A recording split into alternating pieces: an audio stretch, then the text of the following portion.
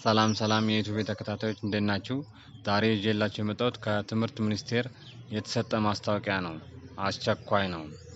በ2017 የትምህርት ዘመን የ12ኛ ክፍል ማጠቃለያ አገር አቀፍ ፈተና ወስዳችሁ ለትምህርት ሚኒስቴር ተጠሪ በሆኑ የመንግስት ዩኒቨርሲቲዎች በመደበኛ ፕሮግራም ለመማር ያለፋችሁ እናም በምደባ ወቅት አዎንታዊ ድጋፍ ለምትሹ ተማሪዎች ማመልከቻችሁን በስክሪን ላይ በተገለጸው ዌብሳይት ወይም ደግሞ ፖርታል ላይ አፕላይ እንድታደርጉ ተገልጿል።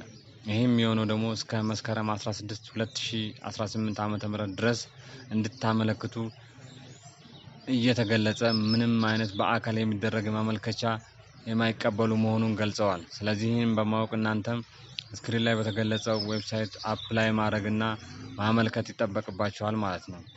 ከዚህም ተያይዞ ደግሞ በሬሜዳል ውጤት እስካሁን ያልተገለጸበት ዋነኛ ምክንያት ምን እንደሆነ አንዳንድ መረጃዎች የሚጠቁማችሁ ይሆናል። እስከ መጨረሻው ተመልከቱኝ። የሬሜዳል ውጤት እስካሁን ያልተገለጸበት ምክንያት በተለያዩ ተማሪዎችና ትምህርት ቤቶች ከፍተኛ የሆነ ቅሬታ እየቀረበ ስለሆነ ይህን ቅሬታ መጀመሪያ ሶሉሽን መስጠት ወይም ደግሞ መፍትሄ መሰጠት ስላለበት ይህ መፍትሄ ከተሰጠ በኋላ ይሆናል ማለት ነው የሬሜዳል ማለፊያ ነጥብ የሚገለጸው።